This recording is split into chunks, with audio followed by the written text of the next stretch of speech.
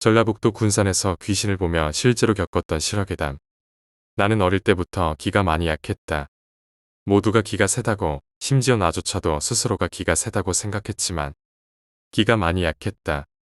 가장 처음으로 가위를 눌린 기억은 초등학교 저학년 때였다.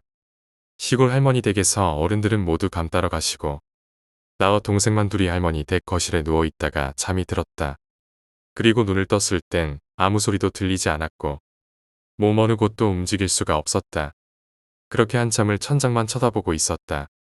난생 처음으로 느껴보는 속박감에 금방이라도 울음이 터져 나올 것 같았고 내 몸의 통제권을 빼앗겼다는 사실이 너무나 무서웠다. 갑자기 치지직 하는 소리와 함께 거실에 TV가 켜졌고 끊임없는 노이즈와 치직거리는 화면만이 보였다. 이윽고 노이즈는 더 크게 내 귀를 때렸고 너무 무서웠던 나는 쉴 새 없이 발버둥을 쳤다. 키득거리는 웃음소리가 들렸고 엄마가 나를 흔들어 깨우셨다.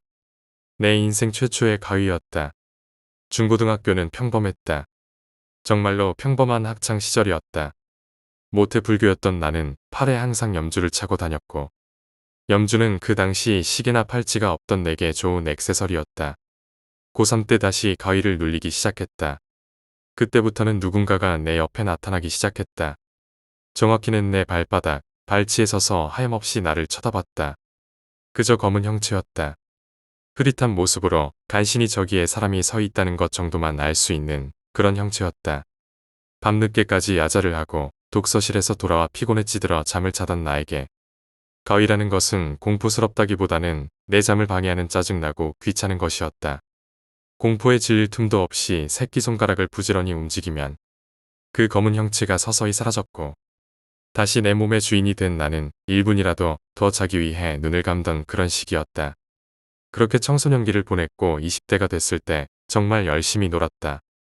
대학교에 입학하고 몇 달간은 거의 늦은 새벽에 기다시피 해 집으로 들어와 골아떨어졌다. 가위, 귀신과 나는 거리가 멀었고 평범한 20살이었다. 20살 여름 무렵 나는 다시 가위에 눌리기 시작했다. 처음 자다 눈을 뜨고 옛날에 느꼈던 몸이 내 말을 듣지 않는 느낌을 다시 느꼈을 때 이번에도 별 대수롭지 않은 일이구나라고 생각했다. 그저 귀찮다는 생각과 그에 반해 부지런히 힘을 주는 새끼손가락에 떨림만 있을 뿐이었다. 그런데 20살 때부터는 발치에 있던 검은 형체가 선명해졌다. 여자였다. 너덜너덜한 검은 원피스를 입고 곱슬거리는 머리칼은 산발을 한 채 입이 찢어지도록 아니 이미 찢어진 채로 귀 밑까지 큰 입을 벌리고 웃고 있는 초승달 같은 눈과 코가 있어야 할 자리엔 작은 구멍 2개만 있는 아무것도 하지 않았다. 그냥 매일 밤 새벽에 내 방에 찾아와 내 발치에 서서 소름 끼치는 웃음을 지으며 나를 쳐다봤다. 가위가 풀리면 그렇게 한참을 웃으며 보고 있던 그녀는 거기에 있었냐는 듯 사라졌다. 이 무렵 나는 살이 급속도로 빠지기 시작했다. 병원에서 내려준 정확한 원인은 스트레스성 위경련이었다. 낮에는 위경련 때문에 배를 붙잡고 약을 먹으며 밤에는 끝이 없는 가위에 시달렸다. 매일 다른 귀신이 찾아왔다. 매일 다른 가위를 눌렸다. 하지만 언제나 마지막엔 그녀였다. 2주 만에 12kg가 빠졌다. 여름 방학 사이에 80kg의 통통한 어조비였던 나는 68kg의 야윈 어조비가 되어 있었다.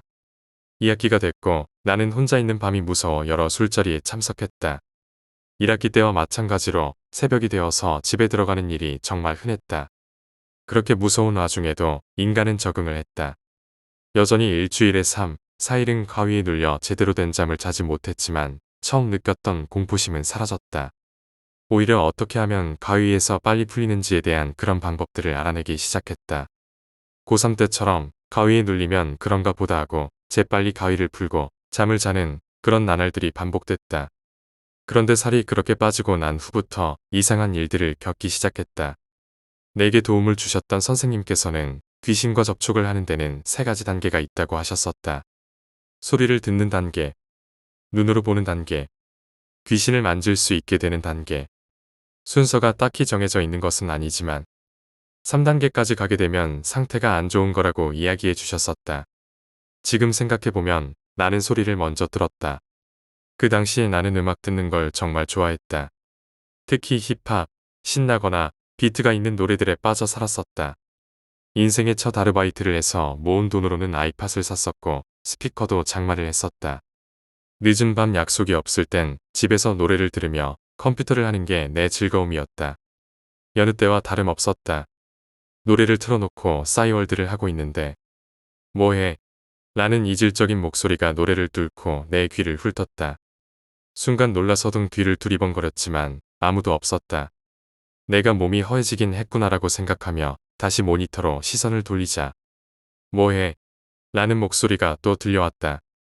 밖에서 나는 소린가 싶어 방문을 열고 거실로 나갔지만 모두 잠든 새벽이었다. 거실에서 낮게 들리는 아버지의 코 고는 소리만 들려올 뿐이었다. 잘못 들었구나 싶어 방문을 닫고 컴퓨터 앞에 앉으려고 할 때 우리랑 놀자. 내 말 들리지? 라는 목소리가 들렸고 나는 그대로 얼어붙은 채 서 있었다. 아무도 없었다. 깨어있는 사람은 이 집의 나뿐이었다. 그런데 왜? 우리 말 들리나 봐. 내 말 들려? 들리지? 라는 말이 귓가에 맴돌았다. 본능적으로 최대한 안 들리는 척을 해야 한다고 생각했다. 이어폰으로 귀를 틀어막고 가장 시끄러운 노래를 가장 크게 틀었다. 그리고 아무 일 없다는 듯이 컴퓨터를 했다. 그날은 더 이상 그런 소리가 들리지 않았다. 그러나 며칠 뒤부터 수업을 듣거나 컴퓨터를 하거나 음악을 들을 때 그 목소리들은 한 번씩 말을 걸었다. 뭐해? 내 말 좀 들어줘. 최대한 모른 척을 했고 혼자 있을 때는 항상 이어폰을 꽂았다. 노래를 크게 틀어놓고 듣고 있으면 아무것도 들리지 않았기 때문이었다. 그렇지만 그 목소리들은 이내 내 귀를 파고들었다. 항상 노래를 들으면서 이런저런 생각을 하곤 했는데 그때 그 목소리들은 파고들었다. 오늘 점심은 누구랑 뭘 먹지? 라고 하면 뭘 먹지?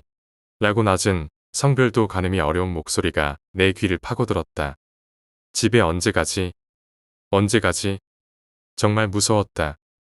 생각을 하기 싫었고 그런 목소리를 듣기 싫었다.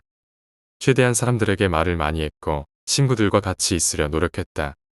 내가 말 많은 성격이 되고 사람들과 같이 있는 걸 좋아하는 성격이 된 건 그때부터였다.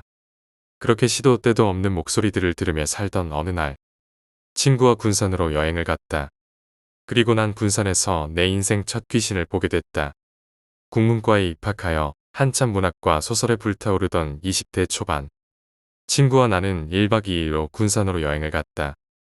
추운 겨울 다른 곳에 가서 뭔가 다른 것들을 보면 글 소재가 나오지 않을까 하는 생각이었다.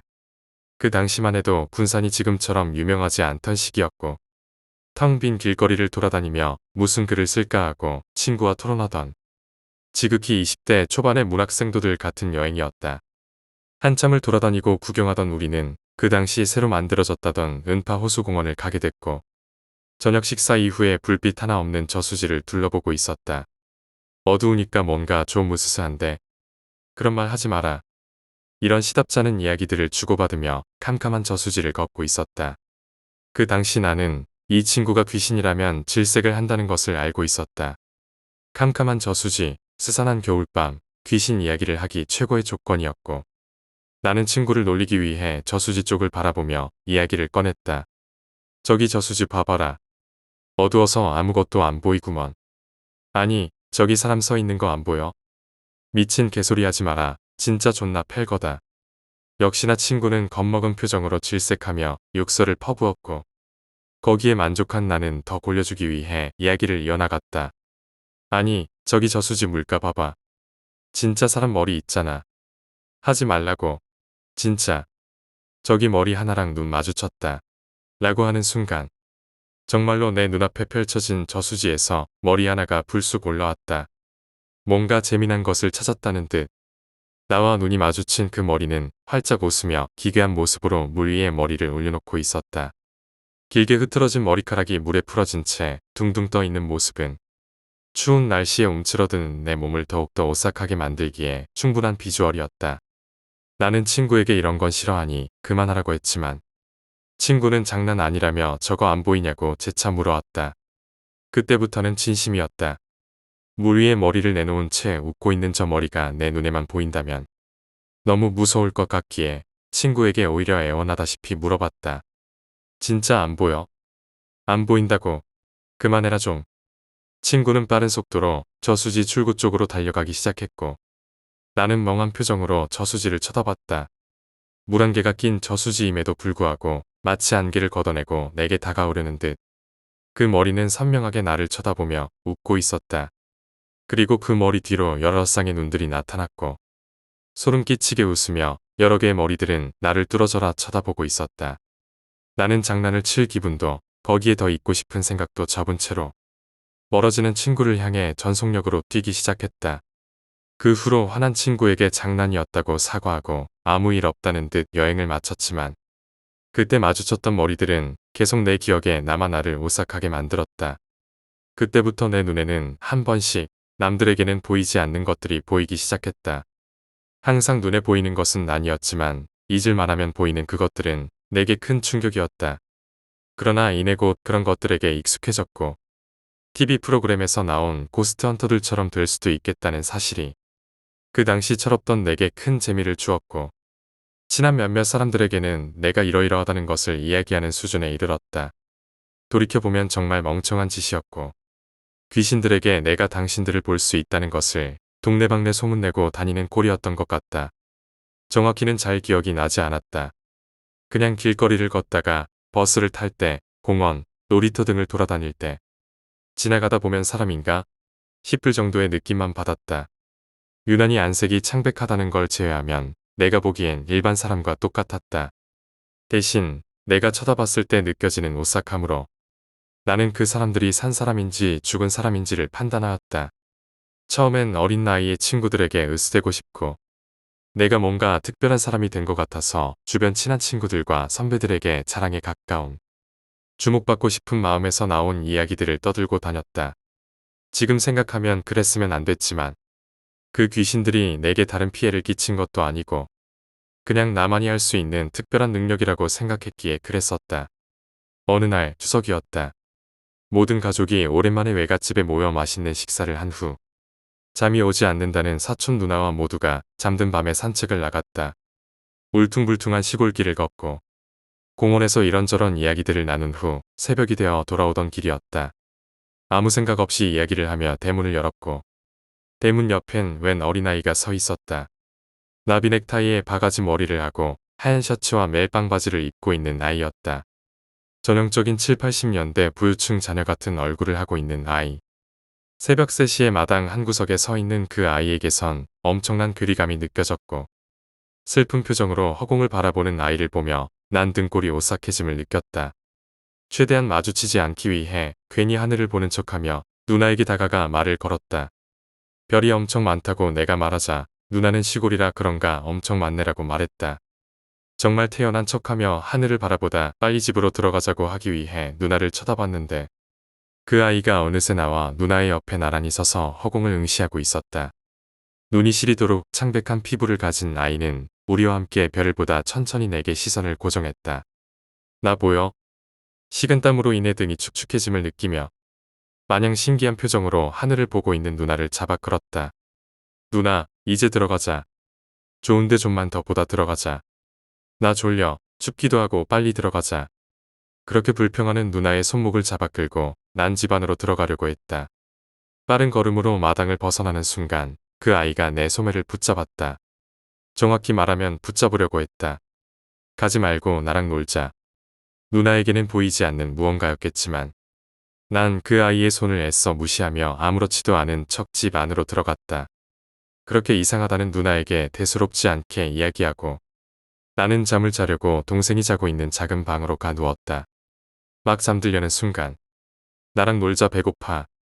나는 칠흑 같은 어둠을 가늘게 파고드는 달빛과 불투명 창문으로 보이는 검은 어린아이의 형체 그리고 동이 터올 때까지 들리던 아이의 서글픈 소리에 잠을 이룰 수 없었다.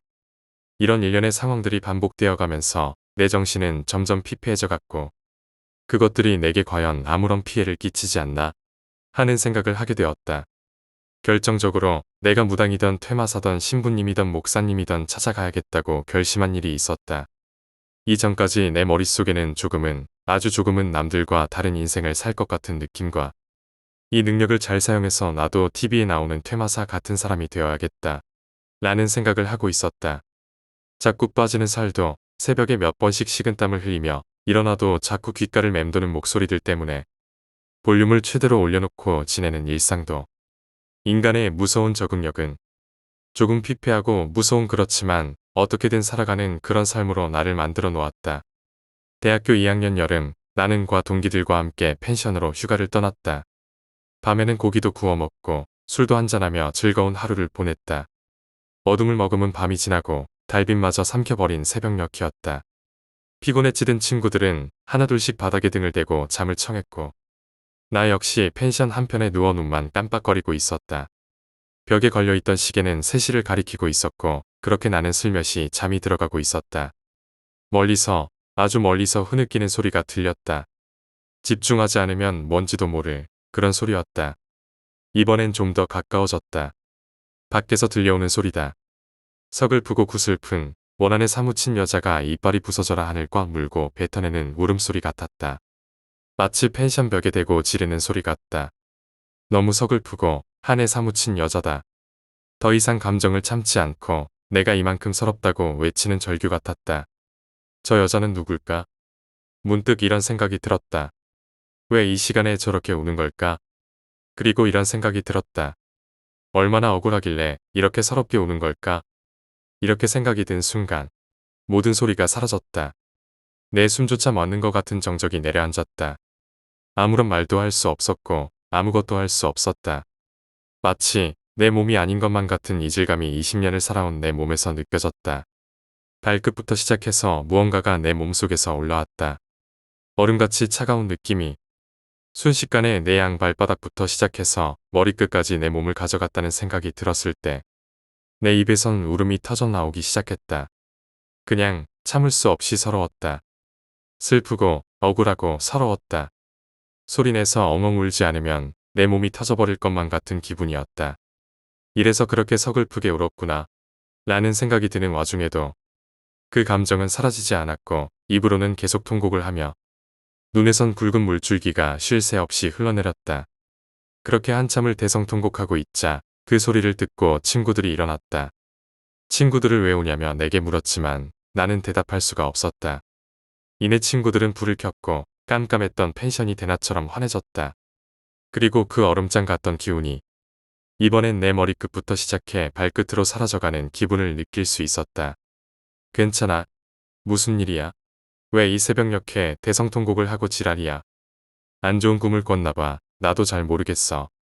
너 제정신 아닌 것 같았어. 미친 줄 알았다. 내가 어떻게 울었는데? 너 엄청 화난 것 같은 표정으로 똑바로 누워서 소리 지르면서 울던데. 눈물 줄줄 흘리면서 그렇게 우는 사람 나 처음 봤다. 괜찮은 거 맞아?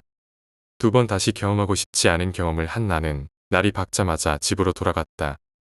내게 말도 걸고 물리적 접촉도 가하고 내 눈에 보이기도 하고 새벽마다 나타나더니 이제 내 몸까지 마음대로 움직였다. 이렇게 생각하니 더 이상 이건 능력이 아니라 저주 같았고 나는 한시라도 빨리 이 기괴한 일들에서 벗어나고 싶어. 그날 저녁 부모님께 정말 진지하게 말씀을 드렸다. 며칠 후 나는 어머니와 함께 한 철학원 입구에 와 있었다. 도로변에 있는 낡은 건물, 그 건물 2층이었다. 시끄러운 자동차 소리와 매연을 뒤로 한 채 나와 어머니는 철학관 안으로 들어갔다. 어머니는 두리번거리며 안으로 들어섰고 나도 문을 닫으며 들어갔다. 개량 한복을 입으시고 수염을 기르신 고고한 학자 같지만 뭔가 자유로움이 느껴지는 인상을 하신 분이 나와서 합장을 하며 인사를 하셨다. 그분께서는 인자한 웃음을 지으며 우리를 안으로 안내하셨고 나는 어정쩡하게 서 있다가 슬쩍 인사를 하며 안으로 들어갔다. 그분께서 안내한 곳은 작은 방이었다. 수많은 풍수지리 관련 서적과 불경들, 작은 액자들과 앉은뱅이 책상이 놓인 작고 아늑한 방. 그분을 편의상 선생님이라고 칭하겠다.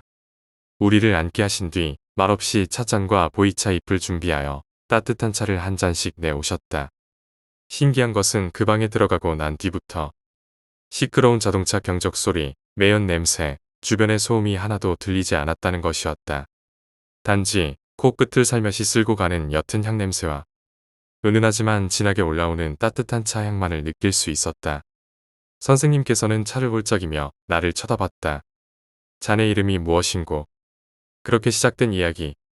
뭔가 많은 이야기는 아니었지만 나는 여러 가지를 알 수 있었다. 일단 선생님은 합천해인사에 어릴 적 들어가서 스님이 되신 분이었다. 성인이 되고 나서도 계속 절에서 불도를 닦던 선생님은 밖으로 나가서 많은 것을 경험하고 사람들과 어울리면서 살고 싶다는 생각을 하셨다고 한다. 그래서 스스로 속가 제자가 되신 후 이곳에 와서 철학원을 운영하시며 지내는 것이라고 하셨다. 이 이야기를 들은 나는 호칭을 스님으로 바꿔서 이야기를 했지만 지금은 선생님으로 불리는 것이 좋다며 내게 선생님으로 부를 것을 요구하셨다. 약간의 티타임이 지난 후 선생님은 본격적으로 내 사주를 보기 시작했다. 사주가 굉장하네. 왜요? 좋은 사주예요. 은팔통 사주라고 아는가? 그게 뭐예요? 쉽게 말하면 사주 팔자를 풀어내면 오행이 9칸으로 나누어진 정사각형으로 들어가게 된다. 각 칸에 들어간 오행의 기운을 풀어서 자신의 사주를 보는 거지. 신기하네요. 근데 너는 다 물이야. 불, 물, 흙, 쇠, 나무 중에 너는 온 사주에 물이 가득 찼어. 거기다 태어난 날짜, 시간도 모두 물이야. 그거 별로 안 좋은 거 아니에요? 꼭 나쁘지만도 않아. 물은 지혜, 북쪽, 음기를 상징하고 그 말은 자네가 머리는 똑똑하다는 뜻 아니겠나.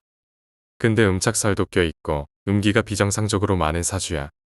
이름을 지어주신 분이 자네 이름에 양기를 가득 담아 지어줘서 그나마 이만큼 유지하면서 사는 거야. 음착살은 뭐예요? 쉽게, 아주 쉽게 말하면 양기는 남, 음기는 여. 음착살은 음기가 달라붙는다는 거야. 근데 내가 음기를 타고 나서 너는 어지간한 여자만큼 몸에 음기가 있어. 자네 여자한테 인기 많겠다. 진짜요? 당연하지. 남자가 이만큼 음기를 빨아들이는데 지금도 그러지 않아? 아니요. 아니, 이성으로 인기가 좋다는 게 아니라 여자인 사람들이 다가와서 얘기 들어달라 그러고 고민 상담하고 술 한 잔, 밥 한 끼 먹자고 그러고 굉장히 여자들하고 잘 어울리고 이야기를 많이 하는 편이지. 확실히 이성으로 인기는 없는데 그런 쪽으로 인기라면 있긴 하죠. 당시 나는 21살이었고 1학년 때는 과대표를 맡고 2학년 때는 학생회에 들어가 있는 상황이었다. 그렇기에 다른 친구들보다는 선배, 후배, 동기들하고 많이 만날 기회가 있었으며 남자가 적응과 특성상 대부분의 사람들은 여자였다. 인기가 많아서 좋겠네. 감사합니다. 근데 문제가 뭔지 알아? 문제요? 산 여자만 너를 좋아하는 게 아니라 죽은 여자들도 너를 엄청 좋아해. 아주 환장해. 죽은 여자들이 구천을 떠돌다가 너를 발견하면 얘는 어쩐지 나를 자꾸 끌어당겨. 얘는 내 이야기를 들을 수 있을 것 같아. 얘는 날 볼 수 있어 라고 하면서 너한테 찰싹 붙을 거야. 조심해라. 알겠습니다. 그리고 가위 자주 눌리고 이상한 게 눈에 보인다고. 내가 오늘 너한테 주문을 하나 알려줄 테니까. 뭔가 이상한 느낌이 들면 입으로 외워. 알았지? 선생님은 내게 귀신을 쫓는 구절이라고 몇 번이고 말씀을 해주셨다. 이제 한번 자네가 해봐. 이 구절을 외우는 순간. 하지마. 여기서 나가. 당장. 머릿속을 뭔가가 강타하는 느낌이 들었다. 순간적으로 머리가 띵해지며 절규에 가까운 여자의 목소리가 머릿속에서 화를 터뜨렸다. 내가 놀라서 주변을 두리번거리자 선생님이 나를 보며 입을 여셨다. 너 상태가 안 좋네. 영안이 열려있는 것 같다. 영안이 열렸다니. 무슨 말인지 의아했다. 영안이라고 함은 귀신을 보는 무속인들이나 TV 프로그램 고스트헌터에서 자주 나오던 말 아닌가? 선생님 영안이라면 말 그대로 귀신을 볼 수 있는 다른 눈이 띄었다는 말이지. 자네가 현재를 보고 있는 그 눈 말고 가위를 본격적으로 눌린 게 언제부터야? 저 고3 때부터요. 고등학생 때 주로 새벽에 집에 왔지. 2시 넘어서. 맞아요.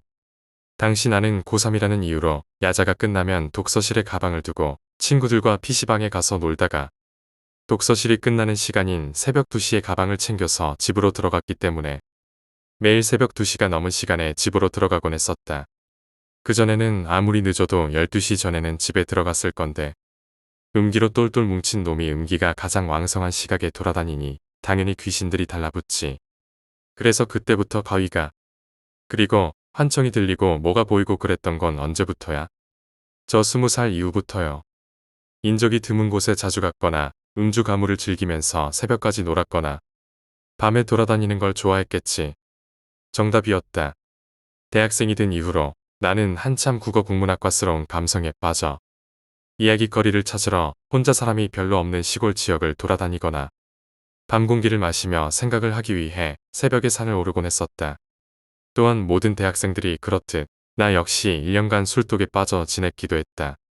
멍하니 생각을 하고 있던 나에게 선생님은 몇 가지 당부를 하신 뒤 일주일에 한 번씩 들르라는 말씀을 하셨다. 그 이후로 나는 이상한 기분이 들 때, 이상한 소리가 들릴 때, 가위에 눌릴 때마다 선생님이 알려주신 주문을 열심히 외웠고, 다행스럽게도 주문을 열심히 외우고 있으면 그런 것들은 빠르게 사라졌다. 단, 가위를 눌릴 때마다 보이던 그 여자. 머리는 산발의 검은 원피스, 코가 있어야 할 자리에 휑하고 작은 구멍이 있고, 입은 길게 찢어진 채 초승달 같은 눈으로 가만히 서서 나를 바라보던 그 여자가 가위에 나타날 때면 나는 더 쉴 새 없이 주문을 외웠고, 가위를 눌릴 때마다 그녀의 얼굴이 점차 아기에 물들어가고 있었다는 부작용도 함께였다. 한 주가 지난 뒤 나는 다시 철학원에 도착했다.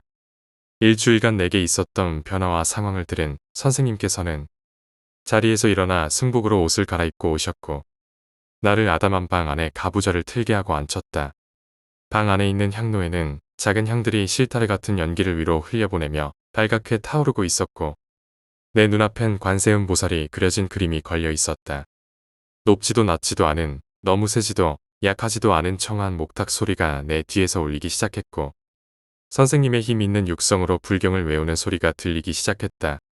목탁 소리와 연불 소리, 향냄새가 전신을 휘감자 뭔가 편안한 기분을 느끼기 시작했다. 전신에서 힘이 빠지며 모처럼 몸이 휴식하는 기분이었다. 그렇게 모처럼 편안함을 느끼며 앉아있는 도중에 한 목소리가 들려왔다. 내 귓가에서 쉴 새 없이 높낮이 없는 목소리가 소리치기 시작했고, 편안하게 느껴졌던 연불 소리가 들릴 때마다 온몸을 바늘로 찌르는 듯한 아픔이 느껴지기 시작했다. 가만히 있어라.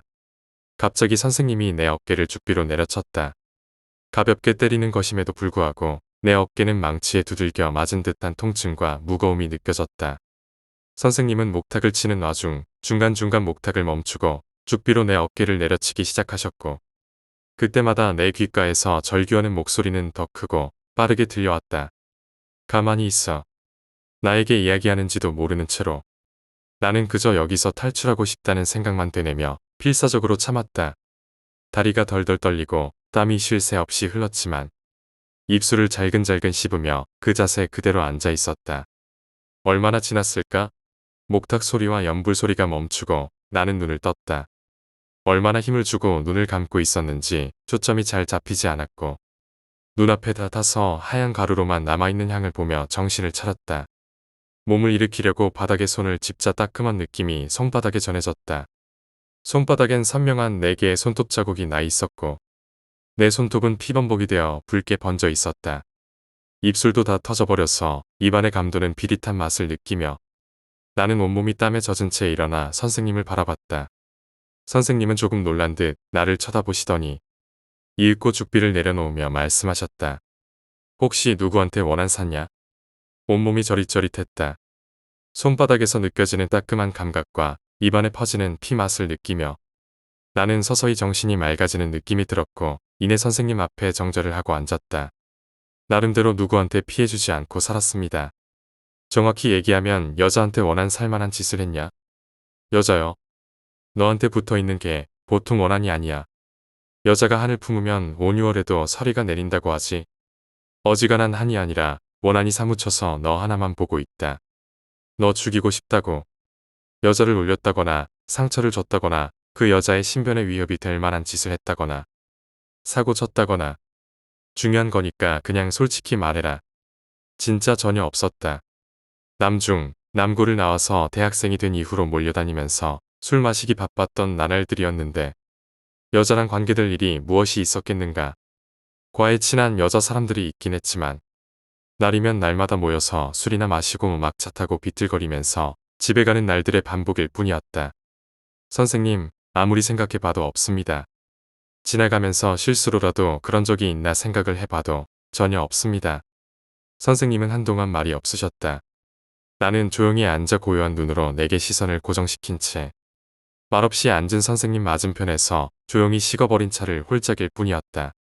내가 잘못한 게 없음에도 불구하고 선생님의 눈을 똑바로 바라볼 때면 왠지 모를 갈증이 느껴지고 불안하곤 했다. 이윽고 선생님이 시선을 거두고 말씀하셨다. 오늘은 이쯤 하자. 일어나서 집으로 가라. 선생님은 죽비와 목탁을 정리하시면서 내게 등을 돌린 채 이야기하셨다. 집에서 첫째지. 밑에 남동생 하나 있고. 네, 맞습니다.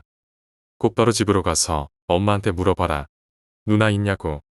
아리송한 선생님의 말씀을 듣고 난 후 나는 곧바로 집으로 돌아갔다. 저녁 때가 되어 어머니와 둘이 저녁을 먹을 때 나는 어머니께 물었다. 엄마, 혹시 내 위에 누나 있어? 식사를 하시던 어머니의 표정이 굳어졌다가 이내 슬픔을 담은 모습으로 바뀌었다. 깨묻기도 뭐하고 무겁게 가라앉은 공기가 식탁을 짓눌렀지만 한 번 더 물어봤다. 오늘 선생님께 다녀왔는데 선생님이 물어보라던데 나 누나 있냐고. 어머니께서는 잠시 멈칫하시더니 숟가락을 내려놓고 이야기하셨다. 있었어, 내 위에 누나. 응, 있었다고. 어머니의 입에서 나는 처음 듣는 이야기가 흘러나왔다. 어머니와 아버지께서 결혼하시고 난 후 첫 아이를 가졌다고 하셨다. 첫 아이기에 정말 금이야 오기야 하며 태교를 하셨고 점점 불러오는 어머니의 배를 보며 두 분은 너무나도 행복해 하셨다고 했다. 병원에서는 예쁜 아이라며 분홍색 옷을 준비하라고까지 말했다고 했다. 그러나 어떤 사고로 인해 아이가 세상의 빛을 못 보고 유산되었고 슬픔에 잠긴 부모님께서 슬픔을 딛고 우리를 낳으셨다고 했다. 아버지께서 딸을 간절히 원하시고 여자아이들을 유독 예뻐하시고 조카 딸들을 그렇게 잘 챙겨주시는 이유도 그때 이해가 됐다. 빛을 못 보고 하늘나라로 간 딸, 나의 누나 때문이었다.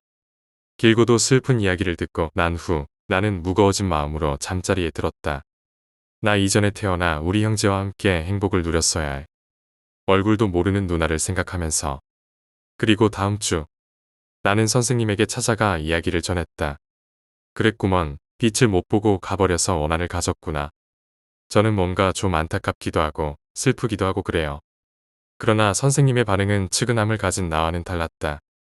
너 뭔가 잘못 생각하는데 내 누나는 내가 죽길 바라는 것 같다. 그렇지 않고서야 어떻게 그렇게 너를 괴롭히겠냐. 한을 풀어달라는 것도 아니고 알아달라는 것도 아니고 그냥 너를 서서히 말려 죽이고 있는데. 차 한 잔을 벌컥벌컥 들이켠 선생님은 이내 말을 이어가셨다. 어린애의 마음이다. 질투와 원한으로 너한테 집착하는 거야. 내가 받은 사랑, 친구, 생활이 모두 자기 거였어야 한다고 생각하고 그걸 다 누린 너한테 어마어마하게 원한을 품고 있어. 마음도 크게 먹어라. 나는 전보다 뭔가 더 슬프다는 생각을 하며 무거운 마음으로 차를 들이켰다. 저번 주와 마찬가지로 가부좌를 틀고 연부를 외우고 죽비로 어깨를 맞아가면서 엄청난 고통을 견딘 후 집으로 돌아왔다. 내 누나였던 그러나 지금은 나를 괴롭히는 그것에 대해 생각하지 않으려 하면서 그렇게 매주 선생님과 퇴마의식을 진행하며 점점 머릿속에서 들리던 이상한 소리가 잦아들 무렵 서서히 고통스러운 감각들도 사라져가고 평온한 나날들이 반복될 무렵 어느 날 저녁 나는 정말 이상한 꿈을 꾸었다. 꿈속에서 나는 배낭을 등에 짊어진 채 어디론가 향하고 있었다. 아무것도 없는 새하얀 공간이었지만 딱히 무섭다거나 외롭다는 생각은 들지 않았고 그냥 산책 나가듯이 가벼운 기분으로 걸었다. 지루함도 무서움도 전혀 없는 공간이었다. 그렇게 얼마나 걸었을까? 하얀색으로 물든 공간에 누군가가 물감을 한 방울 떨군 듯 어느 한 공간이 짙은 회색으로 물들어가는 모습이 보였다. 아무것도 없던 순백에 공간에 사람들이 보이기 시작했다. 꿈속에서 무작정 걷던 나는 그 공간으로 향했다. 그곳엔 수십 명의 사람들이 있었다. 모두가 짙은 먹색의 망토를 뒤집어 쓴 채 후드로 머리까지 가린 마치 흑마술을 다루던 고전 영화에서나 나올 법한 모습이었다. 나는 멀찌감치 떨어져서 그들을 구경하기 시작했다. 뭔가 웅장하면서도 엄숙한 누군가를 위한 제사를 지내는 모습이었고 무섭다거나 이상하다는 생각은 전혀 하지 못한 채 멍하니 그들이 제를 올리는 뒷모습을 바라보았다. 수십의 사람들이 내게 등을 보인 채 똑같이 고개 숙여 예를 갖추고 있었고 그 앞에는 제사장으로 보이는 사람이 절을 한 채 엎드려 있는 뒷모습이 보였다. 그리고 그 앞엔 커다란 제단이 있었다. 작고 빈약한 음식들이 올라간 제사상과 알 수 없는 언어들로 쓰인 명패. 그리고 제사장의 앞에 놓인 커다란 향로. 특이한 점은 눈앞에 놓인 그 향로에는 향이 없었다. 그저 아주 고운 흙으로만 채워져 있는 향로였다. 아니, 무슨 제사를 지내는데 향도 없이 제사를 지내. 이렇게 생각하며 의아해하던 나는 다시금 그 특이한 모습을 바라보았다. 제사장은 여전히 엎드린 채 미동도 하지 않고 있었으며 뒤에 모인 사람들은 무언가를 기다리는 듯 가만히 서서 고개를 숙이고 있었다. 그 모습이 어쩐지 처량해 보였다. 왜 향도 피우지 않고 제사를 지내는가? 저들은 왜 움직이지 않을까? 내가 뭔가 도움이 될 수는 없을까? 어쩌면 이곳까지 나를 오게 한 건 저들을 도우라는 뜻이 아닌가? 지금 생각하면 나는 엄청난 오지랖을 꿈속에서도 부린 것이었다. 문득 편하게 앉아 그 모습을 구경하던 나는 내 가방을 뒤지기 시작했다. 굉장히 가벼운 그 백팩을 열었을 때 바닥에 다소곳하게 놓여 있었던 향을 발견했다. 한두 개가 아닌 종이곽에 담긴 향 한 세트. 뚜껑을 열자 꿈속임에도 불구하고 정신이 아득해질 정도로 강한 향이 사방을 휘감았다. 마치 무색무취해 이 공간의 향기로 색깔을 입히려는 듯. 그렇게 향은 내 온몸을 감쌌다. 그래, 내가 여기까지 온 이유는 향도 없이 제사를 지내는 저 불쌍한 사람들에게 내가 가진 향을 선물하기 위해서인가 보다. 향을 받고 저 사람들이 고마워할 모습과 기뻐할 모습이 눈앞에 그려지며 나는 종이곽을 손에 쥔 채 그들을 향해 걷기 시작했다. 그들에게 가까이 다가가자 진시황릉을 지키는 병사들처럼 우두커니 서 있던 수십의 군중이 썰물처럼 양쪽으로 갈라지며 내게 길을 터주었고 나는 향을 손에 쥔 채 검 무리 속으로 들어가려 했다. 조심스럽게 그 속으로 들어가려는 찰나 갑자기 누군가가 내 팔목을 아주 강하게 꽉 잡았다. 너 지금 뭐하냐? 깜짝 놀라 고개를 돌려보니 철학관 선생님께서 내 팔목을 단단히 잡고 계셨다. 승복을 차려입은 채 한 손에 죽비를 쥔 선생님께서는 아주 무서운 표정으로 나를 뚫어져라 보고 있었고 부릅뜬 두 눈에서는 작은 불씨가 보이는 듯했다. 아니 선생님, 저기 제단에 향이 없어서. 그래서 마침 제 가방에 향이 있길래 갖다 주려고. 순간 선생님께서 엄청난 목소리로 내게 호통을 치셨다. 이 정신 빠진 놈아 내가 뭔데 저기에 내 향을 줘. 아니, 향도 없이 제사를 지내니까 불쌍해서. 그걸 내가 왜 신경 써. 헛소리하지 말고 빨리 따라와. 선생님께서는 그렇게 말씀하시고는 엄청난 힘으로 내 팔목을 잡고 나를 끌고 가셨다. 나는 아무런 반항도 하지 못한 채 그저 질질 끌려가면서 눈앞에 제단을 바라보았다. 향 갖다 줘야 하는데. 그때 제사장이 몸을 벌떡 일으켰다. 제사장은 뒤집어 쓴 후드를 벗고 횟고개를 돌려 나와 선생님에게 눈을 고정시켰다. 제사장의 모습을 본 나는 깜짝 놀라 몸이 굳어버렸다. 후드를 벗은 제사장의 얼굴은 그녀였다. 매일 밤 나타나 가위를 누르며 내 발밑에서 나를 쳐다보던. 코가 있어야 할 자리는 큰 구멍만이 2개 있고 눈은 초승달처럼 흰 채에 입은 귀밑까지 찢어진 머리는 산발을 한. 선생님께서 말씀하신 큰 원한을 가진 나를 죽이고 싶어 하던. 빛을 보려 했으나 세상의 빛을 보지 못하고 먼저 떠나버린. 어쩌면 누나였을 수도 있는. 표정이 없이 나를 지켜보던 그녀의 얼굴이 이내 분노로 흉악하게 일그러졌다. 금방이라도 나를 갈기갈기 찢어버릴 듯한 그 표정으로 그녀는 나와 선생님, 아니 정확히 얘기하면 내 손에 쥔 향을 노려보고 있었다. 전혀 위화감 없이 무섭지 않던 재단이 있던 공간은 온갖 공포와 분노로 일그러져 온몸에 소름이 돋을 정도의 한기가 뿜어져 나왔고 우두커니 서 있던 수십 명의 사람들의 몸에는 거센 불이 붙어 타오르기 시작했다. 쳐다보지 말고 빨리 따라와. 선생님은 뒤도 돌아보지 않고 내 손을 잡은 채 걷고 있었고 나는 그 모든 분노와 원한을 느낀 채 공포에 젖어가고 있었다. 온몸에 힘이 하나도 들어가지 않았고 어서 여기서 도망치고 싶다는 생각뿐이었다. 그렇게 넋이 나간 채 끌려가는 나를 죽일 듯이 노려보며 그녀는 천천히 입을 열었다. 빼앗아 갈 수 있었는데, 죽일 수 있었는데 왜 너만 우리는 항상 부를 거야. 극한의 원한과 분노의 표정이 있다면 저런 표정일까? 라는 생각을 한 채 소름이 끼칠 정도로 갈리고 찢긴 목소리를 들으며 서서히 정신이 아득해졌고 하얀 빛이 눈을 마비시켰을 때쯤에 온몸은 땀으로 범벅이 된 채 나는 꿈에서 깨어났다. 세수라도 한 듯 젖어있는 얼굴과 머리카락을 손으로 거칠게 훑으며 방을 두리번거렸다. 이곳은 안전한 곳인지 나는 정말 현실로 돌아왔는지 꿈에서 깨어나 현실로 돌아와 있음에도 불구하고 내 몸은 끊임없이 덜덜 떨렸고 온몸에 털이 곤두서 있는 것 같았다. 가까스로 몸을 움직인 나는 정신없이 휴대폰을 들어 선생님께 전화를 했다. 선생님, 이른 아침에 죄송합니다. 제가 꿈을 꿨는데. 한참 동안 폰 너머로 말없이 내 이야기를 듣던 선생님은 지금 당장 옷 입고 나한테 와라 하는 말을 한 채 전화를 끊으셨고, 나는 불이 나게 옷을 챙겨 입고 택시를 타고 철학관으로 향했다. 철학관 문을 열자 평상시보다 더 강한 향 냄새가 나를 자극했고, 방 안으로 들어가니 선생님께선 승복을 모두 갖춰 입으신 채 목탁을 들고 있었다. 관세음 보살이 그려진 커다란 족자가 벽에 걸려 있었고, 그 앞엔 향이 피워진 작은 향로가 놓여 있었다. 지금부터 108배를 할 거다. 몸에 힘이 빠지더라도 절대 흐트러지지 말고 끊임없이 숫자를 세거라. 라는 말과 함께 나는 절을 하기 시작했고, 선생님께서는 어느 때보다 힘있고 큰 음성으로 연부를 외우셨다. 몇 번을 했는지 기억도 가물가물했다. 기절할 듯 힘들고 비 오듯 땀이 쏟아질 때쯤 나는 108배를 모두 완수하였고, 선생님은 차를 내어와 내게 권하시며 맞은편에 앉으셨다. 정신없이 차를 입에 대며 선생님을 보니 나만큼이나 선생님의 얼굴도 땀으로 젖어 있었다. 말없이 차를 홀짝이던 선생님께서는 꿈에서 향이 어떤 의미인 줄 아냐? 라고 물으셨고, 나는 천천히 고개를 저었다. 꿈에서 향은 목숨, 생명, 재산, 몸 등을 의미한다. 어떻게 해석하느냐에 따라 다른데 내 꿈 이야기를 들었을 때 나는 그렇다고 생각한다. 그럼 제가 꿈에서 향을 갖다 줬으면 넌 죽었겠지. 아니면 크게 다쳤거나 내가 건네주지 않은 게 천만다행이다. 정말로 저를 죽이려고 원한이 크다고 했잖아. 진짜 널 죽이려 한다고. 그래도 그렇게 빠져나왔으니 이제 너를 괴롭히지 못할 거다. 그럼 선생님께서 절 살려주신 거네요. 내가 아닐 수도 있지. 너를 지켜주시는 누군가가 내 조상님이거나 아니면 수호령이거나 그분이 내가 현재 가장 믿는 사람으로 변해서 나타난 걸 수도 있고, 아무튼 여기저기에 감사할 일 많구나. 넌 앞으로 가족 제사에 빠지지 마라.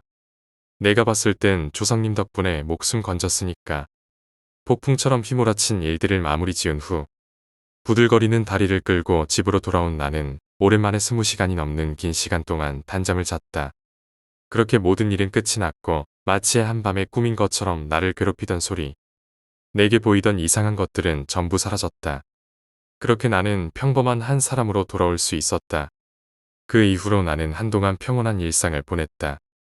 선생님의 말씀을 지켜가며 매일 아침마다 간단한 명상을 하고, 저녁에는 짧게나마 기도를 드렸다. 가끔씩 친구들과의 술자리에서 가위에 눌렸던 이야기나 귀신을 봤던 경험을 이야기하면 친구들은 흥미롭게 듣고는 했지만 더 이상 그런 일이 일어나지 않았다는 점에서 나 역시 안심할 수 있었다. 하지만 그 평화는 오래가지 않았다. 대학교 3학년이 되면서 나는 한창 졸업과 취업 준비로 바쁜 시기를 보내고 있었다. 밤늦게까지 도서관에서 공부하고 집에 돌아오면 녹초가 되어 잠들기 일쑤였다. 그러던 어느 날 다시 가위에 눌리기 시작했다. 이번에는 예전과는 다른 느낌이었다. 다시 나타난 검은 형체는 더 이상 내 발치에 서 있는 것이 아니라 내 바로 옆에서 나를 바라보고 있었다. 점점 더 선명해진 그 형체는 마치 살아있는 것처럼 느껴졌다. 어느 날 밤 나는 꿈인지 현실인지 모를 경기에서 깨어났다. 눈을 떠보니 내 옆에 누군가가 서 있었다. 그 형체는 바로 내 얼굴 앞에서 나를 바라보고 있었다. 나는 두려움에 떨며 몸을 움직이려 했지만 전혀 움직일 수 없었다. 그때 그 형체가 서서히 입을 열었다. 나 아직 여기 있어. 그 목소리는 차가웠고 무서웠다. 나는 다시 한번 온몸이 얼어붙는 기분을 느끼며 그 형체를 쳐다볼 수밖에 없었다. 그 후로 나는 매일 밤마다 그 형체와 마주해야 했다. 그 형체는 매일 밤 나를 찾아왔고 나는 그와의 대화에서 벗어날 수 없었다. 그 형체는 점점 더 구체적으로 나에게 말을 걸었고 나의 일상에 대해 알고 있는 듯한 이야기를 했다. 나는 그 형체가 나를 완전히 지배하려 한다는 것을 느꼈다. 그 두려움 속에서 나는 다시 선생님을 찾아갔다. 선생님, 그 형체가 다시 나타났어요. 선생님은 나를 조용히 바라보시며 말했다. 내가 아직 완전히 정화되지 않았나 보구나. 다시 의식을 진행해야겠다. 선생님은 다시 한번 나에게 연불과 목탁 소리를 들려주며 정화를 시작했다. 이번에는 이전보다 더 긴 시간 동안 의식이 진행되었고 나는 점점 더 강한 기운을 느꼈다. 그러던 중 선생님은 내게 물었다. 내가 최근에 어떤 일들을 겪었는지 상세히 이야기해보거라. 나는 선생님에게 최근에 일어난 일들을 하나하나 이야기했다. 그 형체가 다시 나타난 시점부터 그와의 대화 내용, 그리고 그 형체가 나에게 미친 영향까지 모두 털어놓았다. 선생님은 잠시 눈을 감고 생각에 잠긴 후 말했다. 내가 겪고 있는 이 형체는 단순한 귀신이 아니다. 이것은 내가 과거에 겪었던 원한이 아직도 남아있는 것이다. 나는 선생님의 말에 놀랐다.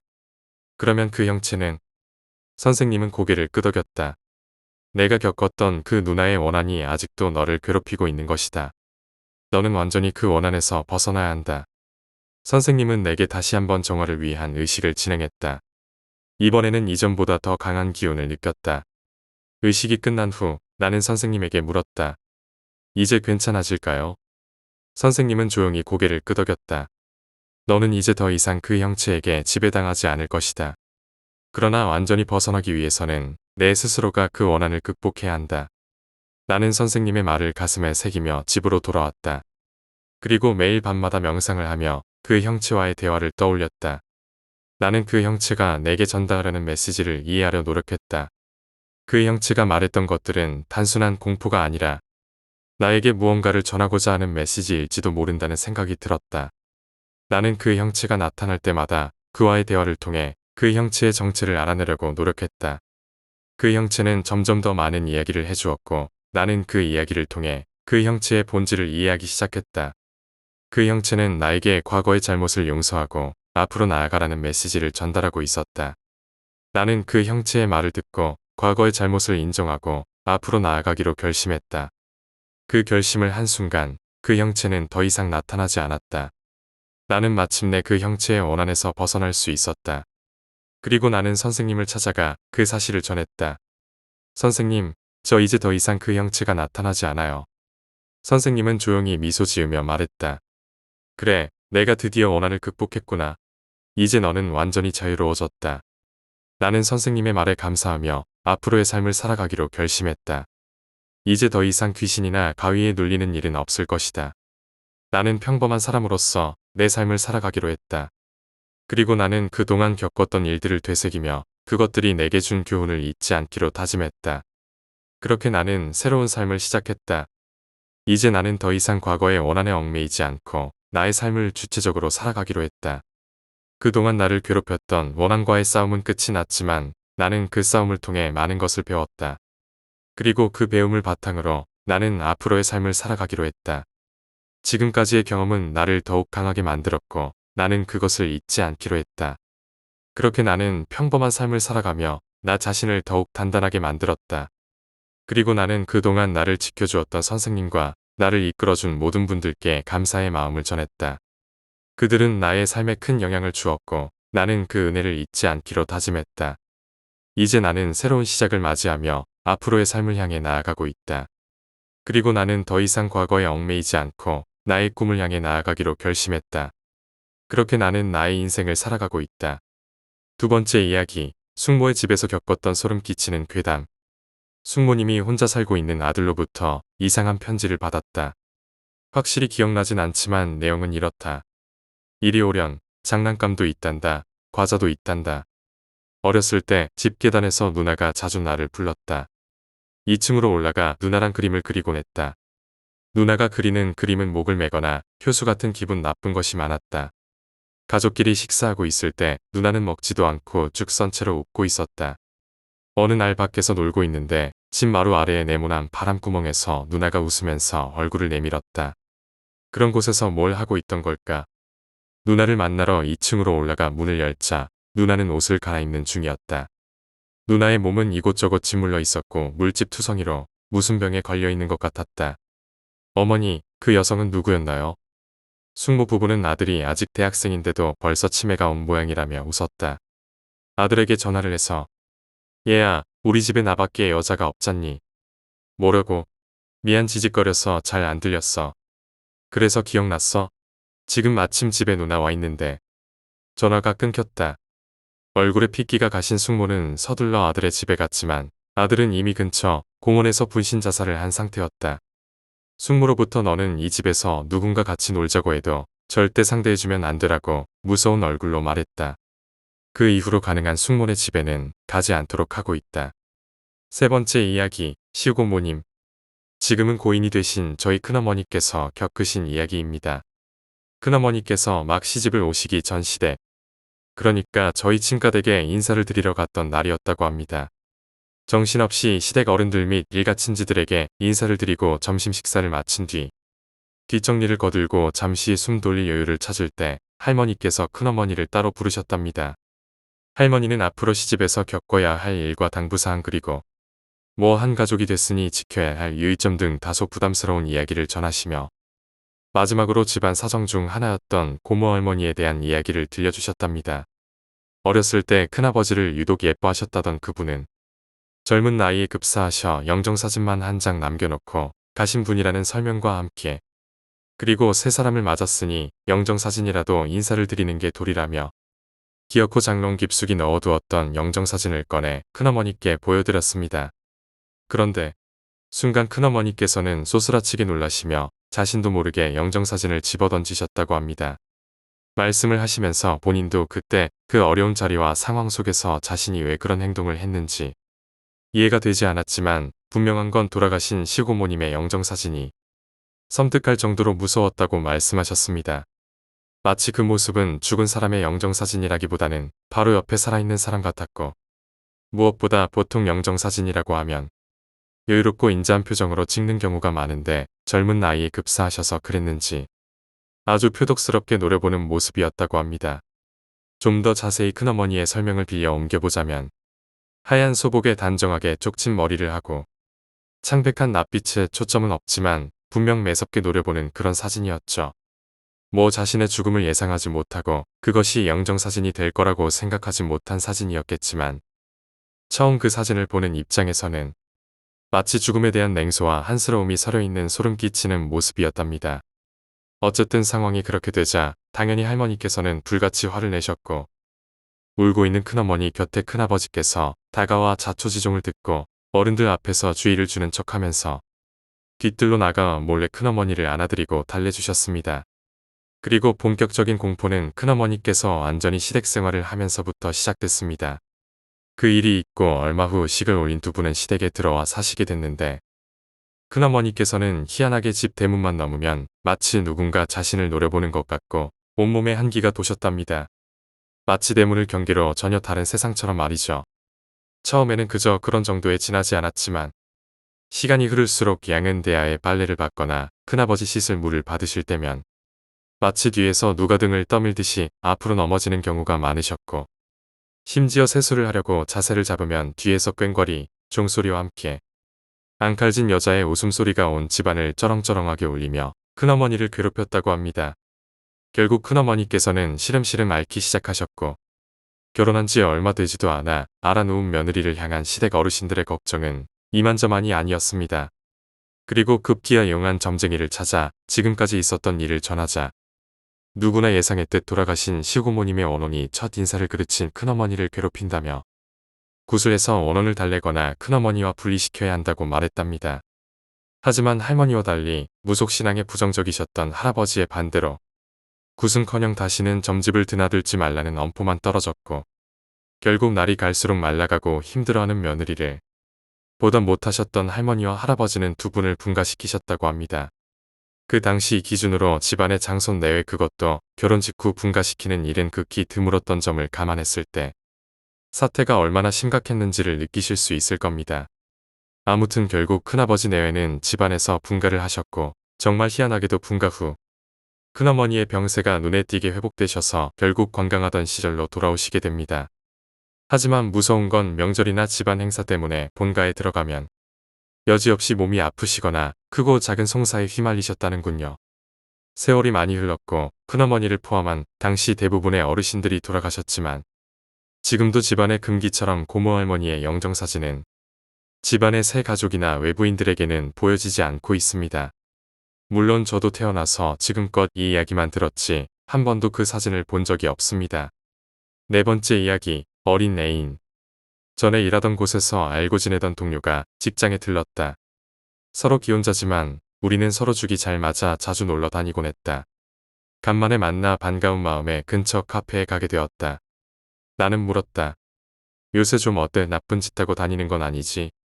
그러자 그는 웃으면서 이런 이야기를 해줬다. 1년 정도 전부터 10살 어린 애인이 생겼다는 것이었다. 작년 크리스마스 때는 22일부터 25일까지 애인한테 사준 맨션에서 함께 지냈다나. 당연히 집에서는 온갖 불평과 의심이 쏟아졌다고 한다.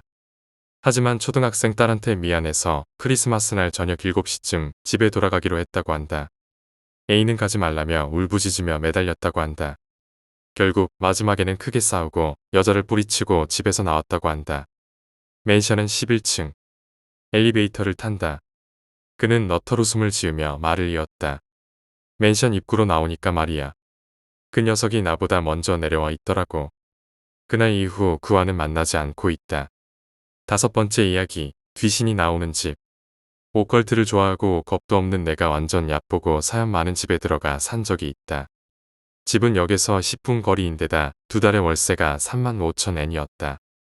주변 시세의 반값이었다. 부동산에 찾아가 사연이 있어서 집값이 싼 데가 있냐고 묻자 알려준 곳이었다. 진짜로 귀신이 나온다는 것이었다. 세입자가 들어가는 족족 도망쳐 나오는 바람에 보증금이랑 사례비는 아예 받지도 않는다고 하기에 바로 오케이 했다. 짐은 최소한으로 챙겨 입주했다. 혹시나 하면 바로 도망칠 수 있게. 골판지 상자로 2박스 분량이었다. 아래부터는 그 집에 들어가 산 날부터 쓴 기록이다. 모든 기록은 다음 날 썼다. 첫날, 별다른 문제 없음. 화장실 전구가 나갔다. 둘째 날, 방 안에서 무슨 냄새가 난다. 뭔가 썩은 것 같은 냄새다. 화장실 전구를 갈았다. 셋째 날, 냄새가 더 심해졌다. 그래서 방향제를 잔뜩 사왔다. 화장실 전구가 또 나갔다. 넷째 날, 방향제는 아무짝에도 쓸모가 없다. 부동산에 전화를 했다. 화장실 전구는 또 나갔다. 생애 처음으로 가위에 눌렸다.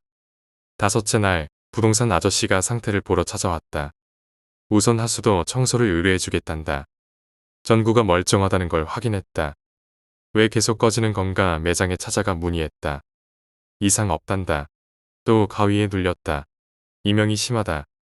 여섯째 날, 직장에서 말 한 번 한 적 없는 사무원이 당신 뭐에 씌인 것 같아요. 나도 알아요. 라고 대답했다. 방 안에 있으면 이명이 들린다. 방은 냄새가 난다. 화장실 전구는 또 나갔다. 6번째 날 기록은 친가에 돌아와서 썼다. 결과적으로 말하자면 나는 일주일 만에 그 집에서 나왔다. 시간은 확인하지 못했지만 자던 도중 가위에 눌려 정신을 차렸다. 눈을 감고 있을 터인데 앞이 보인다. 시야 아래쪽에서 얼굴이 나왔다. 눈을 감고 있기에 그 모습을 알아차릴 수는 없었다. 아마 젊은 여자일 것이다. 눈은 없고 입을 벌리고 다가온다.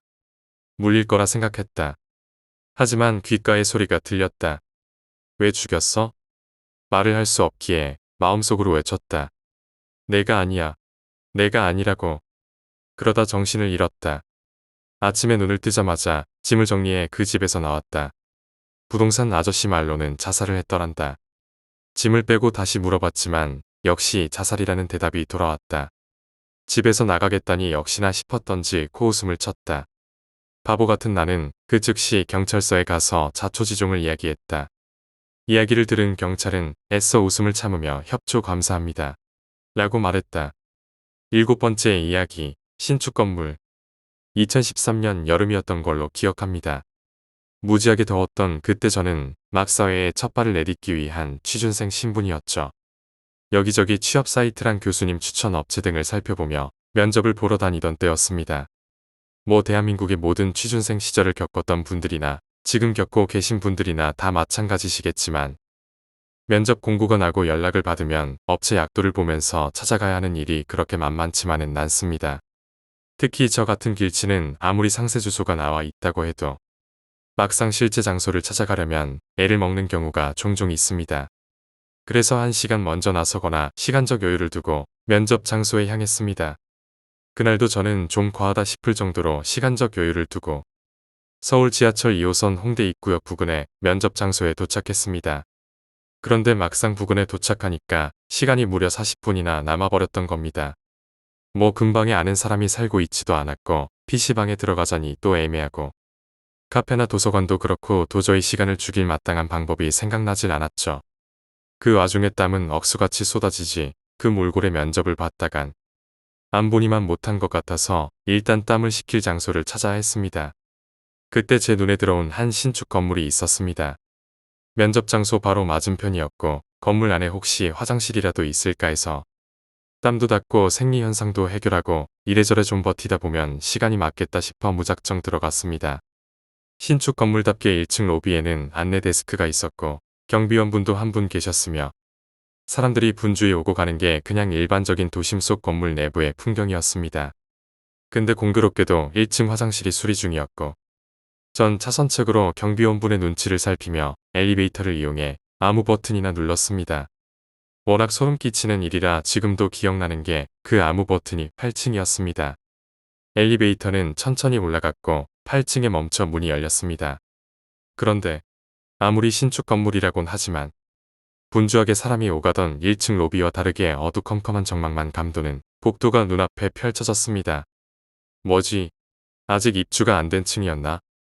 전 이렇게 생각하고 그래도 화장실은 열려있겠거니 싶어 그냥 내렸죠. 그나마 엘리베이터 불빛에 의지해 조금이나마 확보됐던 시야는 엘리베이터 문이 닫힘과 동시에 제대로 암흑색계가 됐습니다. 간간히 보이는 초록색 비상구 안내 불빛과 핸드폰 라이트에 의지해 화장실로 식별되는 장소를 찾았습니다. 다행히 화장실은 열려 있었고 신축 건물답게 화장실 조명이 자동으로 켜졌다 꺼졌다 하는 구조더군요. 근데 엘리베이터에서 내릴 때부터 느꼈지만 마치 건물 전체에 에어컨을 작동하고 있는 것처럼 내부가 시원하다 못해 서늘한 겁니다. 뭐 워낙 더운 곳에 있다가 와서 그러려니 했지만 그런 강도치곤 엄청 서늘했습니다. 아무튼 볼일을 보고 땀도 자연적으로 씻고 핸드폰 시계를 보니 면접 시간까지 30분이 남아 있었습니다. 물론 화장실이었지만 사람도 없고 서늘한 게 잘 됐다 싶어 세 번째 화장실 끝칸에 좌변기 덮개를 내리고 앉아 스마트폰을 만지작거리며 시간을 보냈습니다. 그렇게 한 10분 정도 지났을 겁니다. 갑자기 누군가 화장실 안으로 들어오는 인기척을 느꼈습니다. 순간 뭐지? 싶었지만 외부인이 쉽게 들어올 정도면 내부 청소원분이나 건물 관계자일 수도 있겠다는 당연한 생각에 그냥 보던 스마트폰을 계속 들여다봤죠. 그런데 첫 번째 칸부터 뭔가 부스럭거리는 소리를 내며 마치 공중화장실에서 청소하시는 분들이 휴지통을 비우는 소리를 내는 겁니다. 이 화장실은 아예 휴지가 비치돼 있지도 않았고 모든 칸을 다 확인하진 않았지만 당연히 휴지통은 다 비워져 있었는데도 말이죠. 그때부터 뭔가 기분이 싸한 게 점점 그 소리와 인기척에 저도 모르게 집중하게 됐습니다. 급기야 소리는 제 옆 칸을 지나 드디어 제가 들어가 있던 세 번째 칸에서 멈춰 섰습니다. 그리고 좀 둔탁하다 싶을 정도로 잠긴 제 칸의 문을 바깥쪽에서 심하게 두드리는가 싶더니 잠시 후 마치 문을 부숴버릴 듯이 심하게 두드리는 겁니다. 전 좀 당황스럽기도 하고 무서운 마음에 여기 사람이 있어요. 라고 기어들어가는 목소리로 그 정체불명의 두드림에 대응했습니다. 그러자 이내 그 쿵쾅거림은 멈췄습니다. 전 일단 당황스러운 마음을 가다듬고 조심스럽게 화장실 문 잠금 장치를 열었습니다.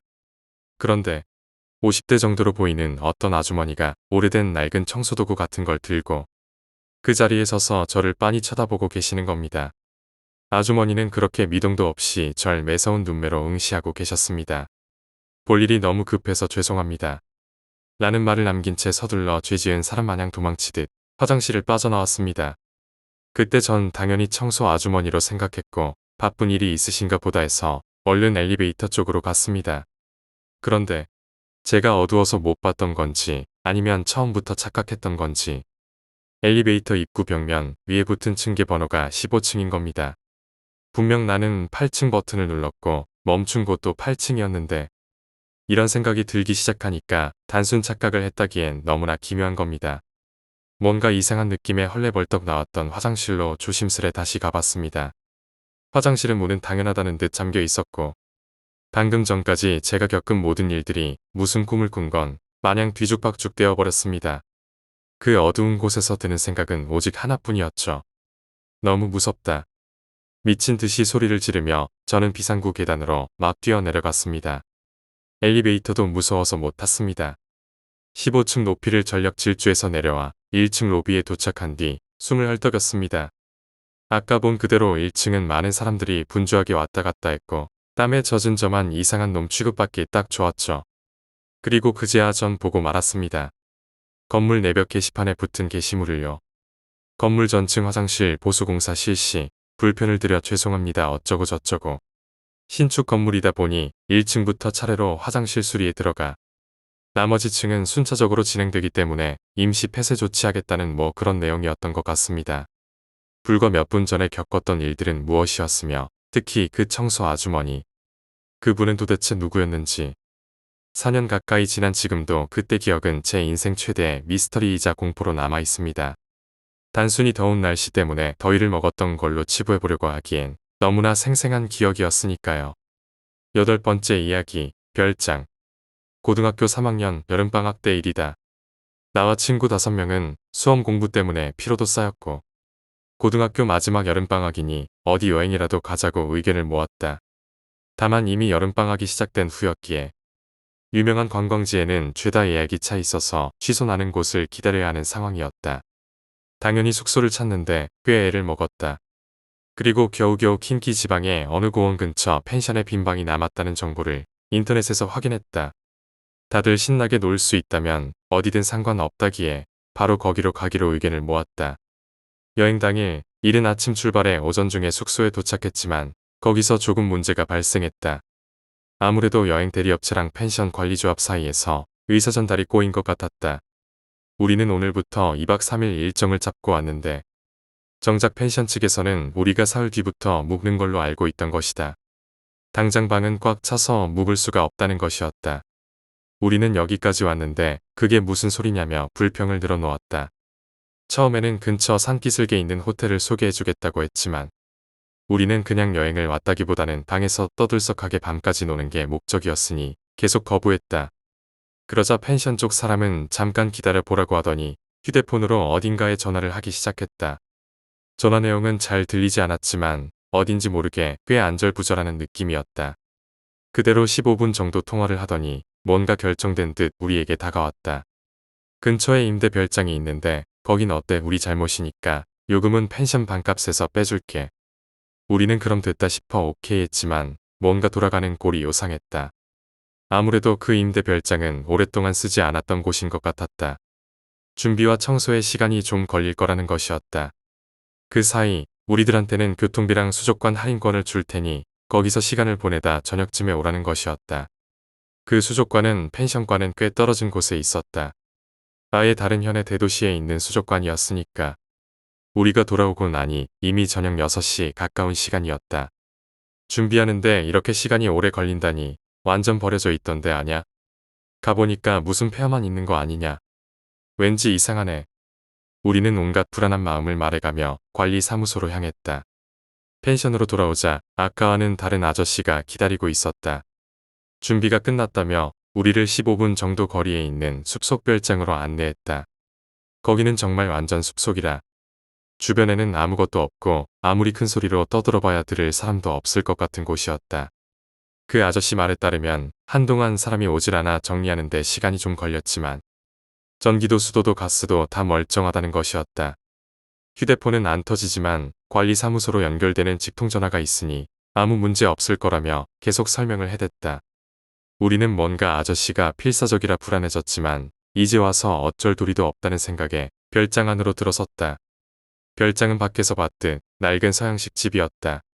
지은 지 30년에서 40년은 좋게 된 느낌이었고 내부 인테리어도 그와 걸맞게 꽤 낡아빠진 곳이었다. 다만 한동안 사람이 쓰질 않았다는 말과는 달리 꽤 깔끔했다. 지금 와서 생각해보면 깔끔했다기보다는 사람이 사용한 흔적이 거의 없다는 느낌이 더 맞을 것 같지만 우리는 아저씨에게 대충 별장 시설 설명을 들었다. 2층짜리 건물이라 넓고 그리 나쁘지 않겠다는 생각에 짐을 풀었다. 저녁을 먹으려고 바베큐 준비를 하는데 아저씨가 가면서 이상한 소리를 했다.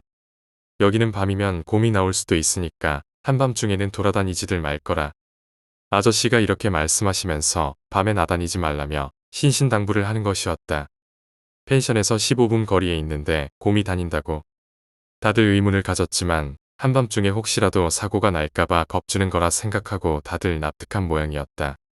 첫날은 그렇게 지나가 저녁을 먹고 숲을 잠시 산책한 후 불꽃놀이란 게임을 한 다음 2시쯤 잤다. 그날은 딱히 이상한 일은 없었다. 하지만 다음날 친구 중 한 놈이 이상한 소리를 했다.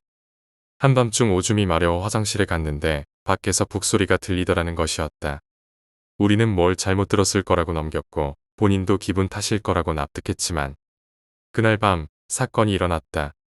둘째 날 저녁에 또 고기를 구워 먹고 한가한 시간을 보내고 있었다. 할 일도 없다 싶어 우리는 낮에 찾아낸 산길로 담력 시험을 하러 가기로 했다. 담력 시험 도중에는 아무 일도 없었다. 우리는 재미없다고 투덜대며 별장으로 돌아오게 되었다. 그런데 별장 입구에 20대 후반쯤 되는 남자가 서서 문 손잡이를 잡고 있었다. 시간은 밤 10시 쯤. 이런 시간에 관리인 아저씨가 올 일도 없을 텐데 빈집털이라도 온 걸까? 우리가 다가가는 동안에도 그 남자는 계속 문 손잡이만 잡고 서 있을 뿐 돌아보지도 않는다. 발소리나 목소리도 들리니 도둑이나 이상한 사람이면 도망칠 터였다. 하지만 그 남자는 10m 정도 거리까지 접근했는데도 가만히 서 있기만 했다.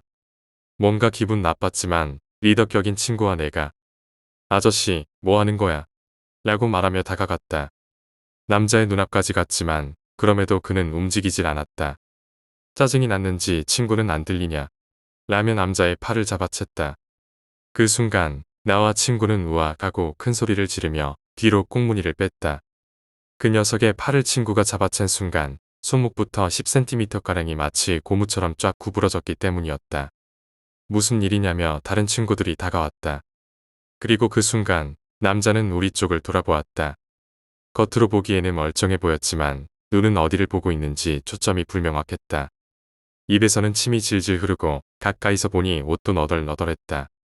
아무리 봐도 평범한 사람은 아니었다. 우리가 멍하니 남자를 보고 있자 남자는 우리가 전혀 보이지 않는 듯 그대로 휘청휘청 숲속으로 사라져갔다. 우리는 너무 놀라 한동안 거기서 움직이지도 못했다. 하지만 계속 밖에 서 있을 수도 없는 일이라 정신을 차리고 서둘러 별장 안에 들어가 문을 잠갔다. 다들 문이란 문은 다 잠그고 거실에 모여 방금 있었던 일에 대해 이야기하기 시작했다. 뭐야 저거? 귀신인가? 하지만 팔을 잡았잖아. 팔이 어떻게 저렇게 구부러지냐? 다들 패닉과 흥분에 젖어 이야기하고 있는데 이번에는 밖에서 소리가 들려오기 시작했다. 북소리 같았다. 그 소리는 천천히 우리 쪽으로 다가오고 있는 듯했다. 우리는 모두 입을 닫고 귀를 곤두세워 소리가 나는 쪽으로 온 신경을 집중했다. 소리가 뜰 근처까지 다가오자 불안이 최고조에 달한 나머지 나는 참을 수가 없었다. 거실 커튼을 열고 밖을 보았다. 그러자 어둠 속에서 무언가 커다랗고 둥근 것이 이쪽으로 다가오는 게 보였다.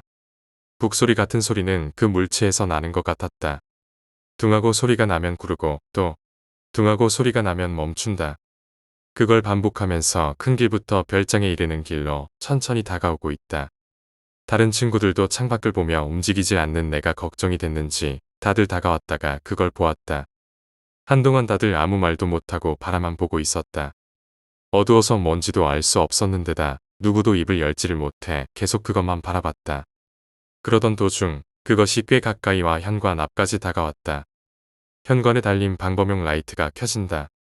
그 순간 나는 뭐야 저거 진짜 뭐냐고 라고 소리치며 커튼을 닫았다. 커튼을 닫기 전 순간 불빛에 비친 그것의 모습은 뭐라고 표현해야 할까. 무수한 사람의 덩어리 같은 것이었다. 남녀노소 수많은 사람들이 아까 전 봤던 남자처럼 침을 흘리며 초점 없는 눈으로 마구 뒤엉켜 커다란 공을 이루고 있었던 것이다. 몇십 명의 사람이 마치 하나의 덩어리처럼 친구들도 모두 그 사람 덩어리를 봤기에 다들 공포에 질려 아무 말 못하고 거실에 모여 벌벌 떨 뿐이었다. 어떻게 된 거야? 저게 뭐지? 불안한 마음만 가득이었다. 한동안 그러고 있자니 북소리 같던 소리가 들려오질 않았다. 그게 돌아간 것인지 확인할 용기가 나질 않아 우리는 계속 거실 가운데서 가만히 있었다. 그러자 이번에는 현관에서 쾅쾅 하고 격렬하게 문을 두드리는 소리가 들려왔다. 나는 공포와 불안 때문에 패닉에 빠져 귀를 막았다. 다른 녀석들도 귀를 막고 필사적으로 어떻게든 참아내고 있는 듯했다. 하지만 잠시 후 이번에는 건물 여기저기서 창문과 벽을 수많은 사람이 미친 듯 두드리는 소리가 들려오기 시작했다. 도저히 견딜 수 없었던지 한 친구 녀석이 입을 열었다. 전화하자 관리사무소 직통 전화 있다며. 빨리 전화해서 살려달라고 하자고. 우리는 그제야 전화가 있었다는 걸 떠올리고 서둘러 현관에 있는 전화로 달려갔다. 두세 번 신호음이 울리고 별장까지 우리를 안내해줬던 아저씨가 전화를 받았다. 아저씨에게 필사적으로 사정을 설명하자 아저씨는 혼잣말처럼 중얼거렸다. 설마 아직도 나오다니. 그리고는 말했다. 설명은 나중에 해줄 테니까 거실에 불단이 있지. 거기 부적이랑 셀로판 테이프가 있을 거야. 그 부적을 현관문에 붙이고 기다리거라. 우리는 무슨 소리인지 이해가 안 갔지만 딱히 방법도 없고 해서 거실로 돌아와 불단을 찾기로 했다. 불단은 방구석 천장 근처에 있었다. 의자를 써서 안을 들여다보니 정말 지폐랑 테이프가 있었다. 우리는 그걸 가지고 서둘러 현관과 거실 입구, 창문에 부적을 붙였다. 창문에 부적을 붙일 때 최대한 밖을 보지 않으려 애썼지만 한순간 밖으로 시선이 가버렸다. 밖에는 창백한 팔이 열어 창문을 두드리고 있었다. 팔 너머에는 아무리 봐도 팔의 위치와는 맞지 않는 부자연스러운 위치의 사람의 얼굴이 보였다. 그 얼굴 역시 초점이 맞지 않는 눈으로 침을 질질 흘리고 있었다. 나는 밖에 있는 그것이 어떤 상태인지 무서워서 생각조차 할 수 없었다. 몇 시간 정도 지났을까. 밖에서 해가 밝아올 무렵에야 벽과 문, 창문을 두드리는 소리가 사라졌다. 그런데도 아직 그게 돌아올지 모른다는 생각에 움직이지도 못하고 가만히 있었다. 한참 있자 멀리서 차가 오는 소리가 들려왔다. 차는 뜰에서 멈췄고 여러 사람 발소리가 들려왔다. 곧이어 초인종 소리가 울리고 이봐, 괜찮아 하는 사람 목소리까지. 우리는 살았다 하고 서둘러 밖으로 나갔다. 처음 펜션에서 만났던 아저씨와 안내해준 아저씨, 그리고 다른 아저씨가 셋 더 있었다. 다들 미안해하며 말했다. 정말 미안하다. 이제 괜찮을 거라고 생각했어. 사정은 설명해 줄 테니 어서 짐을 정리해서 오렴. 쓰레기 같은 건 내버려둬도 되니까. 우리는 짐을 챙겨 별장에서 빠져나왔다. 차를 타고 우리는 신사로 갔다. 함께 왔던 세 사람은 그 신사 관계자인 듯했다. 우리는 마음이 놓이고 긴장이 풀렸다. 살아남았다는 기분도 강했지만 그 이상으로 분노도 치솟았다. 왜 저런 데다가 사람을 묻게 하는 건데요? 그러자 신사의 신주 같은 사람이 이런 이야기를 해줬다. 그곳은 쇼와 40년대까지는 평범한 숲이었다고 한다. 관광기 개발이 시작되면서 40년대 말부터 사람들이 들어오기 시작했다는 것이다. 개발은 순조로이 진행됐지만 그 별장을 지은 쇼와 50년대 전반 무렵부터 이상한 일이 일어나기 시작했다고 한다. 별장이 원인인지 개발 그 자체가 원인인지는 지금도 모르지만 그 북소리와 사람 덩어리가 그 무렵부터 출몰하기 시작했다는 것이다. 원래 별장 주인과 그 다음 별장을 산 사람은 거기서 묵던 도중 실종되었다고 한다. 그 탓에 매각되어 지금처럼 관리조합 소유의 임대 별장이 되었던 것이다. 그 후에도 몇 번이고 그 사람 덩어리는 나타났고 딱히 피해자는 없었지만 목격한 사람들에게 엄청난 불만이 이어졌기에 신사에서 10여 년 전 앵마기를 했었다는 것이다. 앵마기 후에는 별장은 방치해뒀지만 청소나 정비 때문에 별장에 들렀던 사람들에게는 그것이 나타나지 않았기에 슬슬 괜찮지 않겠나 싶어 우리한테 빌려줬었다고 한다. 그리고 그 결과가 어젯밤 나타난 것이다. 우리는 완전히 피해자 입장이었으니 불만을 계속 늘어났다. 다음에 이쪽으로 여행을 오면 반값도 할인해 줄 테니 정말 미안하지만 이번 일은 없었던 걸로 해주면 안 되겠니? 펜션 관리인은 교통비랑 식비를 모두 지불하고 별장 이용료도 면제해주겠다고 했다. 우리는 뭔가 불합리하다는 생각도 들었지만 경찰에 신고해봐야 믿어주지도 않을 거라는 생각에 마지못해 받아들이기로 했다. 직접 겪었던 사건은 이게 전부다.